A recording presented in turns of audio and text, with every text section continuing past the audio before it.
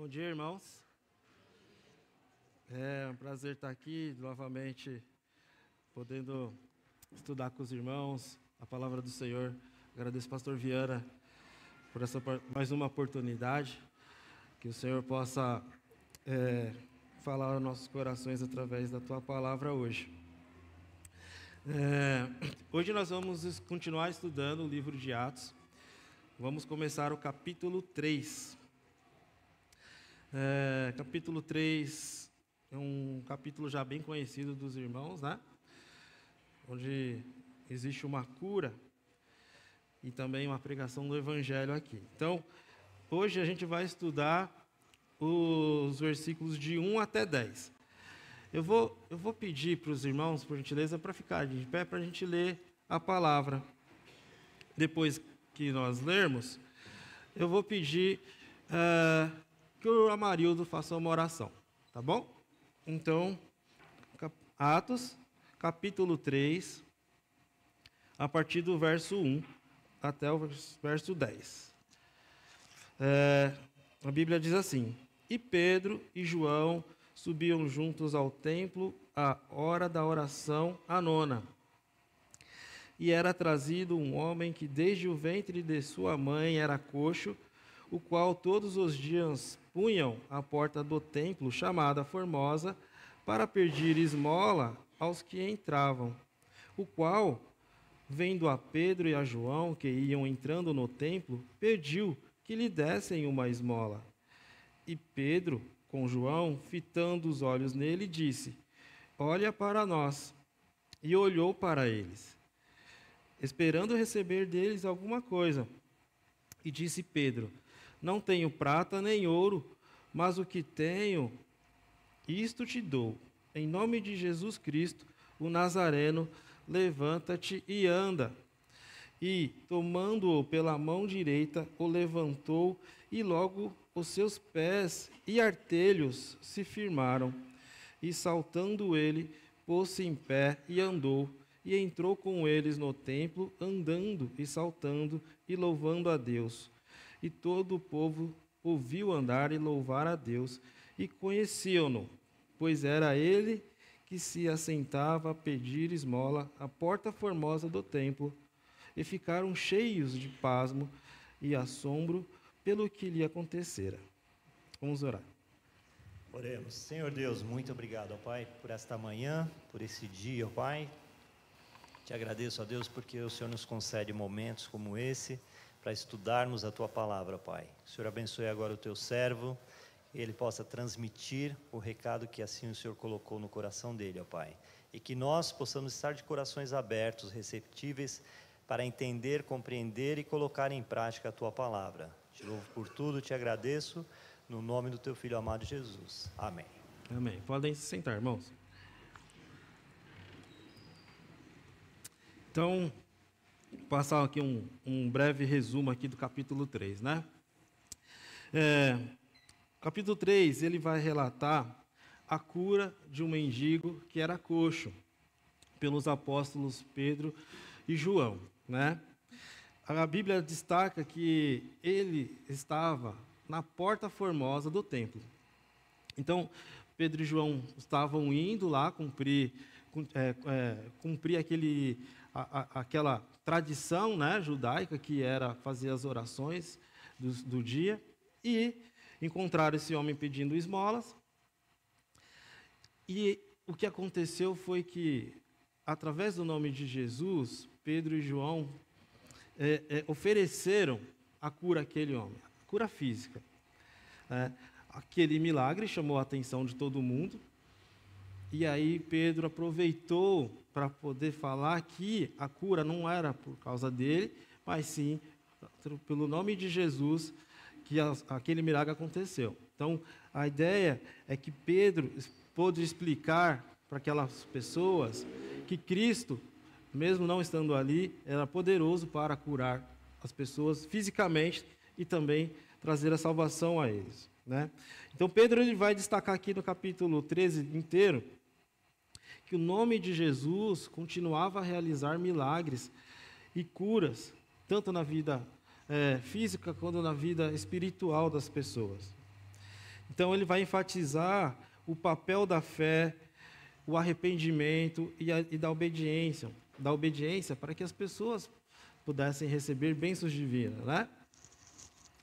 Então, a ideia do capítulo 3 é mostrar a continuidade do poder de Jesus através da igreja.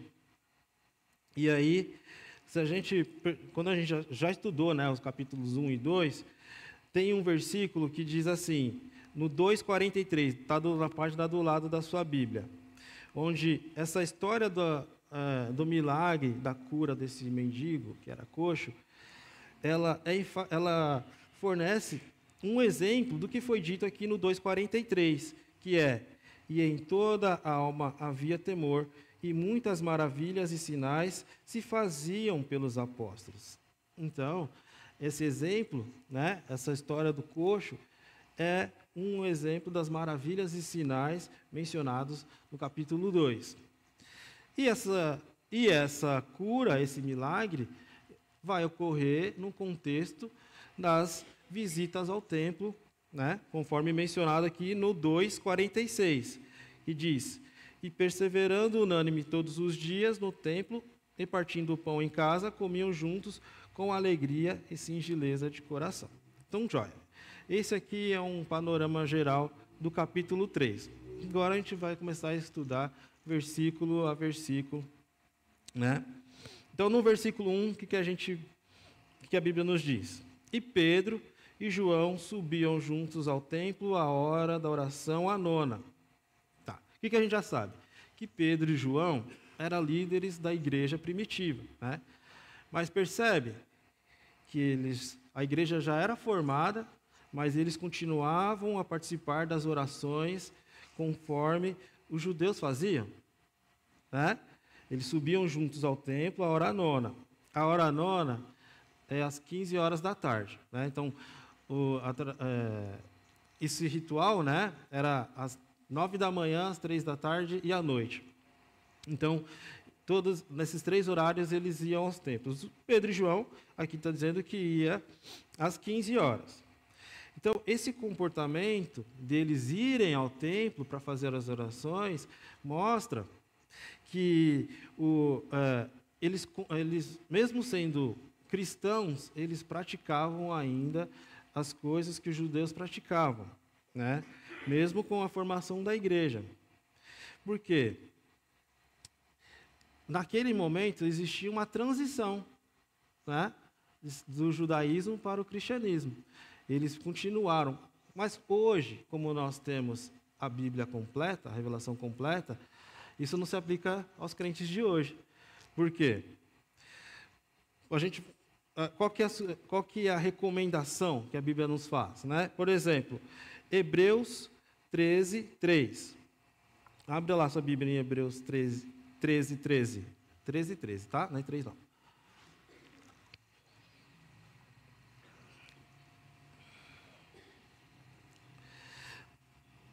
Então, Pedro e João, eles continuavam nas tradições judaicas, né? Porque era um período de transição, porque a separação entre o cristianismo e o judaísmo não ocorreu de forma imediata, assim. Não é que nem hoje, a gente se converte e já começa a mudar os nossos hábitos e começa a servir a Cristo de uma forma direta. Então, em Hebreus 13, diz assim: saiamos, pois, a ele fora do arraial, levando o seu vitupério. Então, precisa separar das antigas práticas religiosas. Com Pedro e João, os apóstolos, não aconteceu isso porque eles estavam passando pelo período da transição entre o judaísmo e o cristianismo. E essa ideia de separação das antigas práticas religiosas também é reforçada no livro de 2 Coríntios. Paulo, ele reforça essas passagens aqui, 2 Coríntios, capítulo 6, versículo 17 e versículo 18. Eu vou lendo porque eu só tenho mais 15 minutos, tá? Então, diz assim: por isso, sai do meio deles e apartai-vos, diz o Senhor, e não toques nada imundo, e eu vos receberei. E serei para vós pai, e serei vós para mim filhos e filhas, diz o Senhor Todo-Poderoso. O que Paulo está fazendo aqui? Está chamando os crentes a se afastarem das influências antigas, né? E serem separados para Deus. Percebe? Pedro e João continuaram indo ao templo, né? Fazendo aqueles sacrifícios de orações, mas eles já eram cristãos. Quando a gente vai para o versículo 2, traz assim a Bíblia. E era trazido um homem de que desde o ventre da sua mãe era coxo, o qual todos os dias punham à porta do templo, chamada Formosa, para pedir esmola aos que entravam. Joia. Então Pedro e João encontraram aquele mendigo aleijado ali, ele era levado para o portão todos os dias, para que ele pudesse pedir esmola, para que ele pudesse, né, ter o seu sustento ali. Percebe que a Bíblia diz que ele era coxo desde o seu nascimento. E pobre, com certeza. E ele não era um caso, com certeza havia vários casos lá. Mas percebeu que no texto, o texto sempre fala da chamada formosa, porta formosa. Então existe aqui um contraste entre a beleza do templo e a condição de pobreza das pessoas ali. Isso mostra para nós que existia uma incapacidade dos sistemas religiosos, porque eles não conseguiam oferecer ajuda real àqueles que necessitavam. De um lado, muita beleza, muita formosura, e na frente disso tudo havia a miséria e as pessoas mendigando ali ao seu redor. Então, aquele mendigo era totalmente dependente de esmolas, ele tinha já mais de 40 anos, e a Bíblia diz que ele escolheu esse portão formoso. Por quê? Porque o portão formoso era um local estratégico, né? Ele ficava entre um portão e o salão das mulheres, né? Quando a gente vai estudar um pouco mais a fundo, a gente percebe que existem outras entradas lá. Então, passavam muitas pessoas pelo aquele portão. Muitas pessoas que ignoravam, mas também muitas pessoas que eram piedosas. Então, era o momento de ele, estrategicamente, estar ali esperando um dinheiro, né? Uma comida, alguma coisa do tipo, para que ele pudesse viver lá. Ele era carregado diariamente, possivelmente por terceiros, porque possivelmente ele não tinha família, e também ele não tinha outros meios de sustento. O sustento dele era a caridade alheia para que ele pudesse sobreviver, né? Então, era uma rotina de mendicância mesmo, diante de um portão luxuoso, né? Tem coisas que a gente olha para aquilo e enxerga ao nosso redor, as diferenças sociais, né? E aquilo que não é feito pelo próximo conforme para equilibrar tudo isso. Então, a grandiosidade do portão, aqui diz que a Bíblia diz que aqui era um portão formoso. Mas eu busquei aqui um pouco mais de informação sobre isso, e eu li que é um portão coberto de ouro e prata e media 25 metros de altura, né?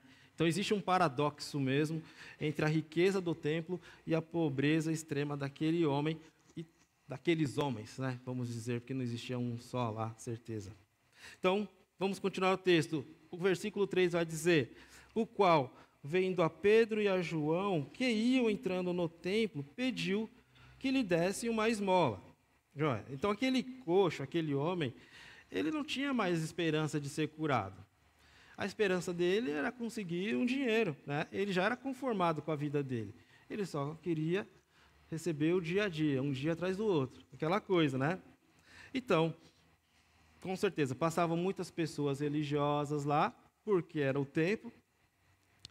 Algumas pessoas ajudavam, outras o ignoravam, né? Como, por exemplo, na parábola do bom samaritano, que as pessoas ignoravam passando de longe. Mas muitos também ajudavam, porque a prática de dar esmola deixava eles mais leves para adorar e fazer as orações. Consegue entender? essa questão, ajudar antes de entrar, para que ela não ficasse com aquele sentimento de culpa dentro do templo.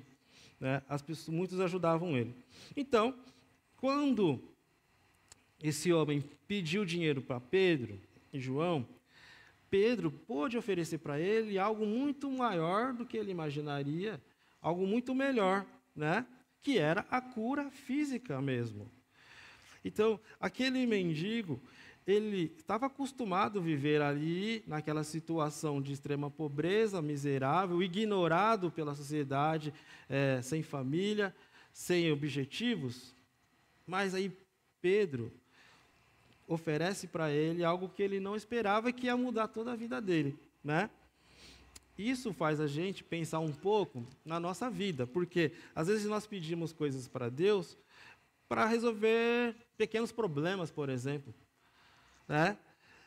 Só que Deus deseja nos dar algo que é muito maior e também Ele deseja resolver questões mais profundas da nossa vida. Aí o que Deus faz? Ele nos surpreende, nos oferecendo o que realmente nós precisamos. Não aquilo que nós achamos que nós necessitamos, mas aquilo que realmente precisamos. Então, a ideia é que aquele mendigo esperava o quê? Quero receber um dinheiro para poder jantar hoje, talvez. Mas o que Deus tinha preparado para ele naquele momento é que ele ia receber algo que ia mudar a vida dele totalmente, ele não seria mais dependente de ninguém, né? Então, Pedro e João viu que ele pediu uma esmola e responderam sugerindo que eles teriam algo melhor para oferecer, né?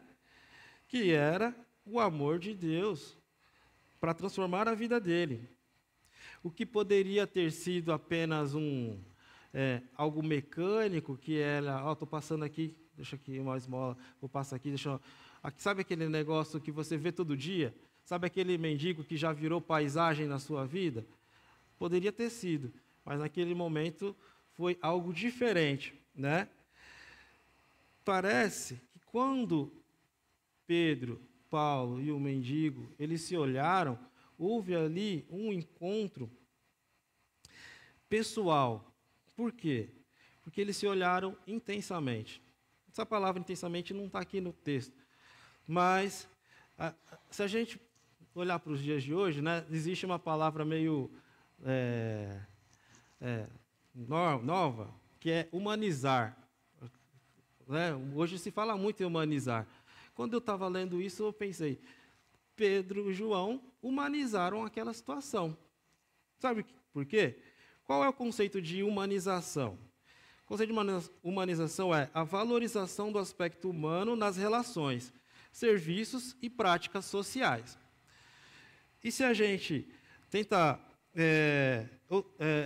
trazer isso, por exemplo, para a área da saúde, a humanização ela pode ser aplicada nas áreas da saúde, ciências sociais e também ciências exatas. Mas se a gente traz para a área da saúde, o conceito de humanização é muito importante. Por quê?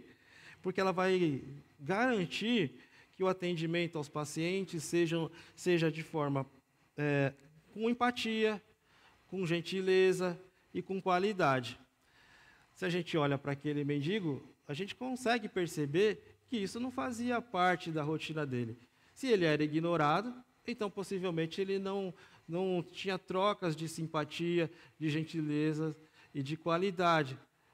Podemos dizer que Pedro e João, eles humanizaram aquele momento, aquela situação com aquele homem, a partir do momento que eles se olham. Né? Então o texto vai continuar a dizer, e Pedro, com João, fitando os olhos nele, disse, olha para nós, que é o versículo 4. No versículo 5 ele diz, e olhou para eles, esperando receber deles alguma coisa. Joia.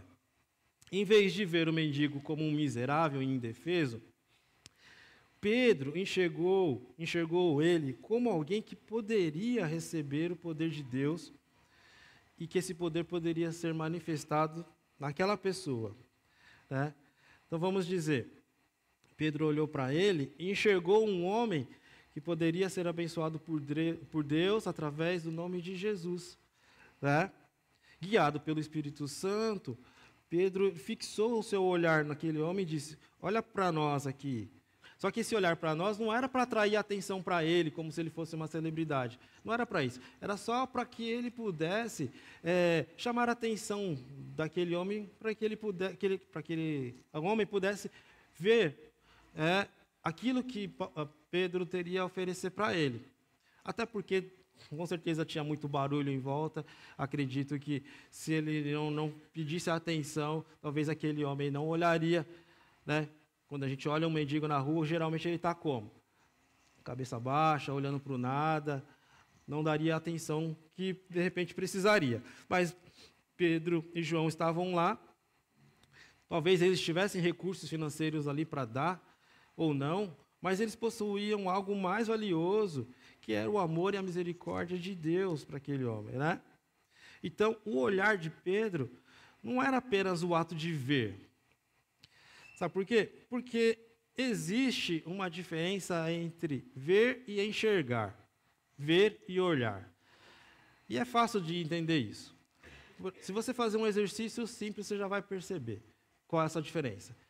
Se você for pegar o trem aqui no terminal Grajaú, está lá na plataforma, 7 horas da manhã, você consegue imaginar quantas pessoas você vê naquele momento? Centenas de pessoas você vê. Mas você consegue contar mais ou menos para quantas você olha e consegue desenhar uma característica ou perceber um detalhe que faça você lembrar dela depois? Poucas, né? A gente pode dizer que poucas. Porque você vê, você vai ver mesmo, que está tudo passando diante dos seus olhos. Mas para você olhar, você precisa ter um mínimo de foco por alguns instantes. 3 segundos ou mais. Quando você bate o olho em alguma coisa, você analisa. Então, você olha. Então, é diferente de ver. Existe uma diferença entre ver e olhar. E Pedro olhou para aquele homem, né? Então, o olhar de Pedro não foi apenas para ele ver aquela paisagem acontecer. Foi algo diferente, né? Foi um olhar de acolhimento, foi um olhar semelhante aos olhares de Jesus, né? Como, por exemplo, quando Jesus olhou para o jovem rico, ou para Pedro mesmo, quando Pedro teve aqueles momentos de reflexão, Jesus olhava para as pessoas, e as pessoas, elas eram absorvidas por isso, né? Então, o ato de olhar com amor e atenção cria o quê? Uma conexão, não é verdade? E essa interação foi o início do milagre que transformou a vida daquele homem. O olhar. Então, o olhar entre Pedro e o coxo não foi só um ponto de contato visual, mas foi também um ponto de contato espiritual, onde o poder de Deus começou a agir ali, né? No versículo 6, vai dizer assim: E disse Pedro, não tenho prata nem ouro, mas o que eu tenho, isso te dou. Em nome de Jesus Cristo, o Nazareno, levanta-te e anda. Joia. Pensa, o mendigo estava lá. O que ele estava esperando? Uma esmola, uma ajuda. No momento que Pedro fala, não tenho prata nem ouro, dá para a gente imaginar que naquela fração de segundo ele ficou frustrado, né? Desanimou, não tenho prata, não tenho ouro, não tenho dinheiro. Então, o que ele esperava? O dinheiro, ajuda. Mas, logo em seguida, Pedro diz, o que eu tenho eu te dou. Então, já mudou a situação. Ele foi esperar algo a mais ali, né? Pedro ofereceu a cura em nome de Jesus Cristo, ordenando ao homem que se levantasse e andasse. Então, esse milagre, ele ilustra que os apóstolos não agiam em nome próprio, né? Mas pela autoridade de Jesus. Não era Pedro que estava curando, era em nome de Jesus a cura chegou àquele homem. Era o poder contínuo de Cristo através deles, né? Então, a restauração daquele homem não foi somente física, mas também restaurou o quê? A dignidade. Porque se ele era um marginal ali, que vivia à margem da sociedade, a restauração física deu a ele o quê? Condições de viver, né? Restaurou a sua dignidade. restaurou o seu acesso social e religioso, porque a partir daquele momento ele entraria também no templo e poderia fazer suas orações lá e fazer todos os sacrifícios, como os judeus faziam, né? Só que Pedro e João fizeram tudo isso, só que eles não deixaram de lado a importância de ajudar de forma material também, né? Então, o poder das palavras e da ação em nome de Jesus foi central nesse milagre. Isso o quê? Isso evidencia que a palavra de Cristo pode curar, pode libertar e abrir novas possibilidades, tanto espirituais quanto sociais. A gente precisa pensar nisso. A palavra de Cristo pode curar, libertar, abrir novas possibilidades, tanto espirituais quanto sociais, né? Quando nós olhamos para as curas que Jesus fez, nós percebemos que elas são concretizadas, que elas são a concretização da palavra mesmo. Vou dar um exemplo de Mateus 8:8, que diz: em uma só palavra,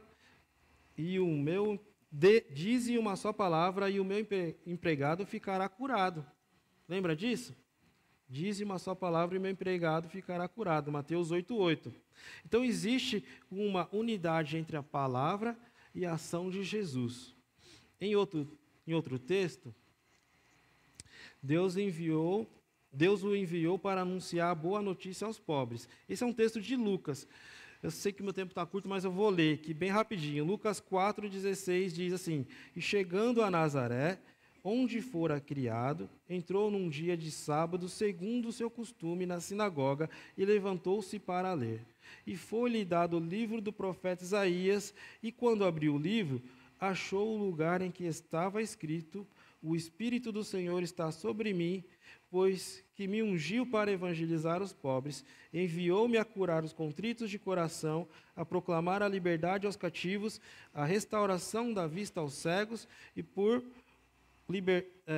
em liberdade os oprimidos, e a anunciar o ano aceitável do Senhor. E cerrando o livro, tornando-o a dar ao ministro, assentou-se, e os olhos de todos na sinagoga estavam fitos nele. Então começou a dizer-lhes: hoje se cumpriu essa escritura em vossos ouvidos. E todos lhe davam testemunho e se maravilhavam das palavras de graça que saíam da sua boca, e diziam: não é este o filho de José? Percebe?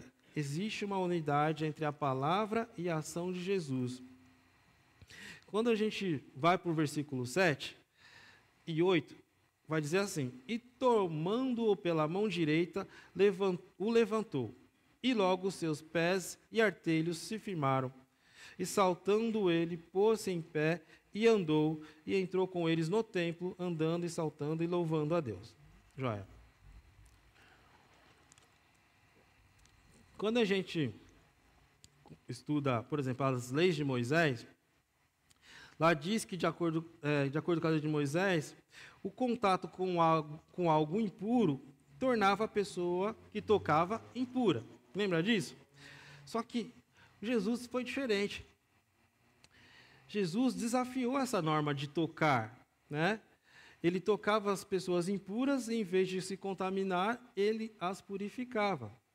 E nos evangelhos a gente vê esses registros, né, em momentos que Jesus toca e é tocado. Como, por exemplo, lá em Marcos 1:41, ele curou um leproso, né? Então, o que diz lá? E Jesus, movido de grande compaixão, estendeu a sua mão e tocou-o e disse-lhe: quero ser limpo.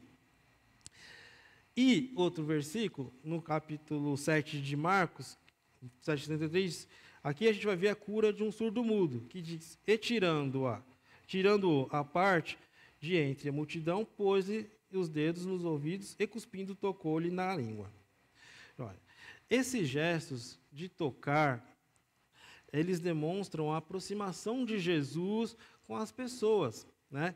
Porque Jesus, ele oferece a cura física, então ele tocava, mas também ele demonstra a cura social, né? A restauração, porque ele restaurava as relações. Uma pessoa curada, ela tinha seus relacionamentos restaurados. Uma pessoa que era curada, por exemplo, como um homem paralítico, ele tinha a condição de viver sua vida normalmente. Ele era incluso novamente numa sociedade. Tudo por Cristo. Então, enquanto Pedro ajudava o homem a ficar de pé, foi naquele momento que a força foi voltando aos seus pés e seus tornozelos e às suas pernas, né? Que antes eram inúteis, mas naquele momento que Pedro estendeu a mão e pegou pela mão direita, Deus agiu e transformou a sua vida. Então, Pedro ajuda aquele homem a se levantar, então Deus realiza a cura. A palavra levantar, ela é frequentemente associada a curas mesmo, né? De pessoas que são consideradas impuras. Só que a proposta de Jesus sempre é trazer uma nova vida, quebrando o jugo da lei que mantinha escrava daquela passividade. Então, Jesus, ele realiza essas curas para que as pessoas pudessem ser libertas dessa escravidão e passividade. Então, assim, o convite de Pedro foi acompanhado de uma mão estendida para que aquele milagre pudesse acontecer, né? O versículo 9 e 10 dizem: E todo o povo viu andar e louvar a Deus, e conheciam-no, pois era ele que se assentava a pedir esmola à porta formosa do templo. E ficaram cheios de pasmos e assombro pelo que lhe acontecera. Certo. O mendigo, ele era conhecido lá, né? Como eu disse lá no começo, no resumo. Então, ele era conhecido e a sua presença ali na porta do templo era conhecimento de todos. No momento que ele foi curado, isso assombrou as pessoas. Isso deixou as pessoas pasmadas. Só que elas não duvidaram. Sabe aquela coisa de vocês, eu não acredito nesse milagre. Não tem como elas não acreditar, porque elas conheciam aquele homem há mais de 40 anos, ele estava lá. E através da palavra de Pedro, através da palavra do poder de Jesus, através de Pedro, aquele homem começou a andar, saltar e entrar no templo. As pessoas ficaram pasmadas, mas elas não duvidaram, elas acreditaram, né? O espanto e a admiração foram reações naturais para eles, diante do que havia acontecido. Então, o propósito de Deus era curar aquele homem, né? E proclamar a verdade, que era para que os líderes judeus pudessem enxergar que ali existia salvação também. Então, a transformação do homem ilustra o quê? A necessidade de reconhecer as necessidades dos outros, mas agir com amor e misericórdia, restaurando a dignidade humana. O que a gente pode tirar disso? Às vezes a gente tem que parar de olhar as coisas como paisagem, né? Parece que é tudo normal. E tentar olhar para as coisas e tentar enxergar a necessidade. Pedro e João, eles olharam para aquele homem e enxergaram a necessidade dele. Ofereceu uma cura física. Claro que isso foi através do Senhor Jesus, mas isso mudou toda a vida dele. Talvez a gente precise pensar e ficar mais atentos aos olhares das pessoas que a gente vai encontrar na nossa frente, né? Que é o papel da igreja, cuidar, né? Expressar o amor de Deus para as pessoas. O Senhor Jesus, ele mostrou uma humanidade que expressa o amor e afeto, através dos gestos de olhar, de falar, de tocar e de levantar, né? Quando a gente olha para a vida de Jesus, a gente viu isso várias vezes acontecer. Ele olhava para as pessoas, tocava nela, falava com elas e os levantava, mesmo à margem da sociedade. Então, que esse texto ele possa nos abençoar e também a nos fazer refletir sobre a nossa própria indiferença, né? Que nós possamos agir movidos pelo amor de Cristo a partir das Escrituras e daquilo que o Senhor Jesus tem a nos ensinar. Amém, irmãos? Então vamos orar. Senhor Deus, Pai querido, Pai amado, obrigado pela mensagem, que o Senhor possa nos ajudar a olhar para o próximo, que nós possamos estender a mão e oferecer a cura espiritual através do nome de Jesus. Nós já pedimos pelas aulas que vamos ter agora. Abençoe esse domingo, em nome de Jesus. Amém. Vamos dividir, irmãos.